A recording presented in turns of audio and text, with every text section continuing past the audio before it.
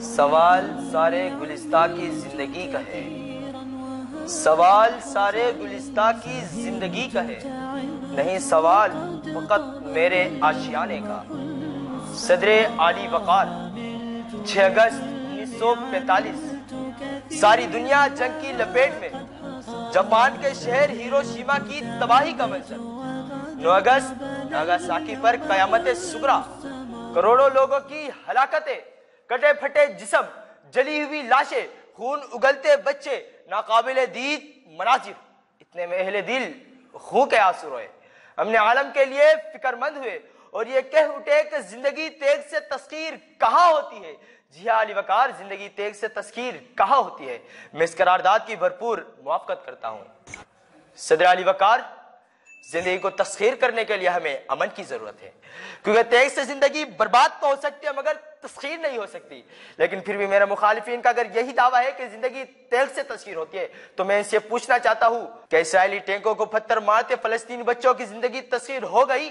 کہ کشمیری مسلمانوں کی زندگی تسخیر ہو گئی؟ کہ عراق میں جنگ کی خوراک بننے والے 10 لاکھ مسلمانوں کی زندگی تسخیر ہو گئی؟ کہ برما میں ظلم و بربریت کی حدیں سہنے والوں کی زندگی تسخیر ہو گئی؟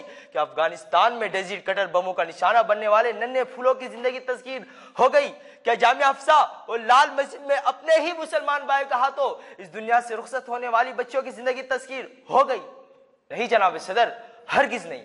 ان میں سے کسی کی بھی زندگی تسخیر نہ ہوئی، بلکہ جب وہ اپنے لہو کا سراغ ڈھونڈتے، دستے قاتل ڈھونڈتے ہیں تو علی وقار کہیں نہیں ہے، کہیں نہیں ہے، کہیں بھی نہیں ہے لہو کا سراغ۔ نہ دستو ناخن قاتل، نہ آستی پہ نشان، نہ خاک پر کوئی دبا، نہ بام پر کوئی داغ، کہیں نہیں ہے، کہیں بھی نہیں ہے لہو کا سراغ۔ جناب اعلیٰ، ساری دنیا زندگی اور امن کی تلاش میں ہے، میں، آپ اور سارا ایوان امن کی تلاش میں ہے، سوائے چند شرپسند عناصر، حوث کے پجاری، جبر استعداد کے نمائندے، شیطان کے کارندے، خوخوار درندے، عالمی سفیر، عالمی قصائی، ورلڈ آرڈر کے دائی، محبوب خدا، مردود جفا، عمل عالم کو تباہ و برباد کرنے کے در پہ ہے۔ لیکن خدا کی پکڑ ظالموں پر سخت ہوگی، ظلم کا خاتمہ ہوگا۔